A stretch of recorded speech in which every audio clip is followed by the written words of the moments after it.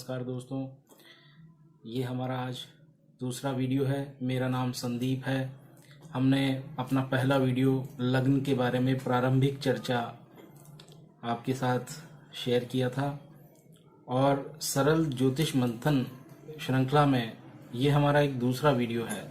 हम लग्नेश के बारे में आज दूसरा भाग आपके सामने प्रस्तुत कर रहे हैं और पहली एक सामान्य चर्चा हमने पहले वीडियो में की थी। आज हम थोड़ा सा उसको विस्तृत तरीके से हम आपको बताएंगे और ताकि आपको इस महत्वपूर्ण जो भाव है हमारा लग्नेश कुंडली के अंदर जो सबसे ज़्यादा जो चर्चा में रहता है, उस भाव को हम आज उसके महत्व के बारे में, उसके स्वामी जिसको हम लग्नेश कहते हैं, उसके बारे में आपके सामने एक चर्चा करेंगे, जिससे हो सकता है कि आपको लाभ हो। सरल ज्योतिष मंथन वाली श्रृंखला इसीलिए है क्योंकि हम जो ज्योतिष के अनेक बिंदु हैं वो आपके सामने पेश करेंगे बहुत सरल रूप में, एक जनरल सामान्य रूप से इसके अलग अलग टॉपिक्स आपके बीच में शेयर किए जाएंगे, आपको लाभ होगा।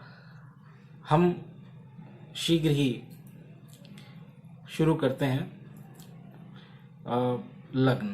लग्न जातक के जन्म के समय में पूर्वी क्षितिज पे जो राशि उदित होती है उसे हम लग्न राशि कहते हैं और उसी राशि का लग्न जो है वो कुंडली में जातक को प्राप्त होता है। और लग्नेश बली होना, लग्नेश कमजोर होना, ये सारी गणनाएं उसके बाद ही संभव हो पाती हैं जब हम उसको लग्न को अध्ययन करते हैं। लग्न हमारा बहुत विस्तृत एक विषय है। हम ये देखते हैं कि कुंडली में जो प्रथम भाव है उसको लग्न कहा जाता है और जन्म कुंडली के प्रथम भाव का नाम ही लग्न होता है। हम ये देखते हैं कि पूरे 12 राशियों में से जातक का किसी भी राशि का लग्न हो सकता है और उस राशि का स्वामी उसे हम लग्नेश कहते हैं। हम जो प्रसिद्ध ग्रंथ है फलदीपिका, उसमें ये कहा गया है कि लग्नेश कुंडली की आदि शक्ति को दर्शाता है।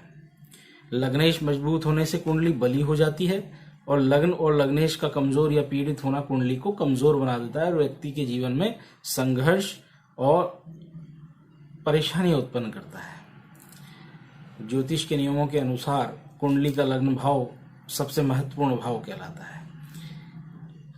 लग्न भाव से हम कई विषयों पर, जिसमें प्रमुख हैं आपकी शारीरिक बल, स्वास्थ्य, रोग प्रतिरोधक क्षमता, आपका रूप, आपका मस्तिष्क, आपका आत्मविश्वास, आपका सम्मान, प्रसिद्धि, प्रतिष्ठा, यश, आपके चेहरे का तेज इत्यादि, इन विषयों पर हम वहां अध्ययन आपके लग्न के अनुसार, आपके लग्न के द्वारा कर सकते हैं। आगे हम ये बताना चाहते हैं कि अगर लग्न और लग्नेश कमजोर हों, पीड़ित हों, तो निश्चित तौर पे आपके जीवन में संघर्ष की अधिकता होती है, परेशानियों की अधिकता होती है और बाधाएं निरंतर आपके सामने खड़ी होती हैं। कुंडली, यदि आपका लग्न जो है वो शुभ ग्रहों से प्रभावित हो या फिर लग्न का स्वामी शुभ स्थानों पर विराजमान हो, जैसे केंद्र में हो, त्रिकोण में हो, ये पहले, चौथे, 7वें, 10वें, 5वें, 9वें भाव में अगर हो, ऐसे शुभ स्थानों में हो, तो निश्चित तौर पे ये आपको शुभ परिणाम देने वाला होगा। और यदि यह शुभ ग्रहों से युक्त हो तो भी इसकी शुभता में फायदा होगा और आपका स्वास्थ्य पक्ष, आपका आत्मविश्वास बढ़ा चढ़ा परिपूर्ण रहेगा।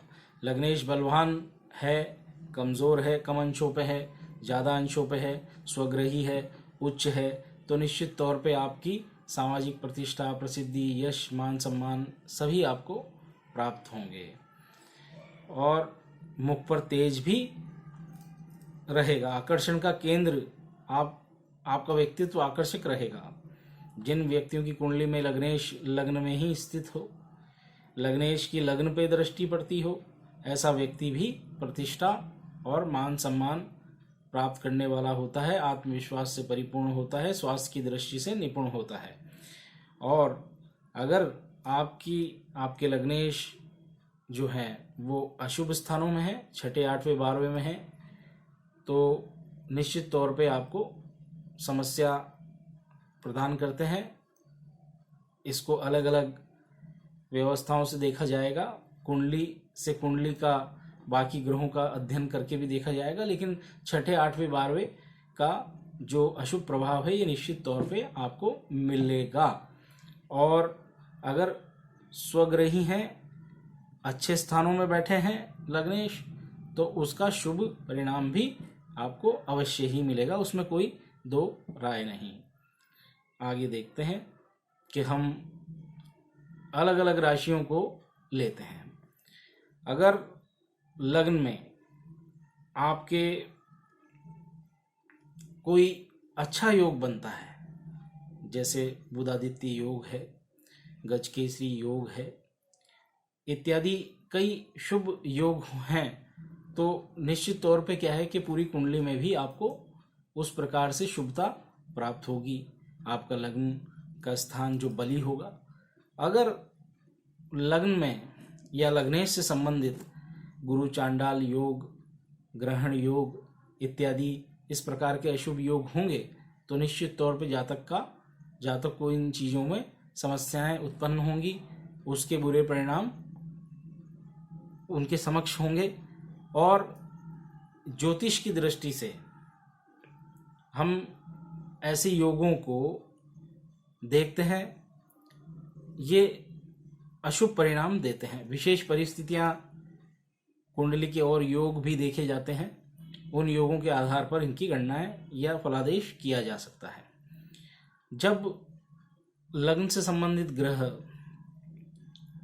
कमजोर होते हैं और नीच होते हैं, शत्रु राशिस्थ होते हैं, तो ऐसे समय में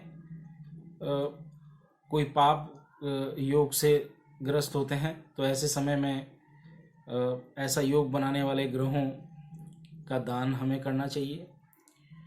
अगर पीड़ित है और हमको लग्नेश को बलि करना है, तो हमें उनसे संबंधित मंत्रों का जाप करना चाहिए।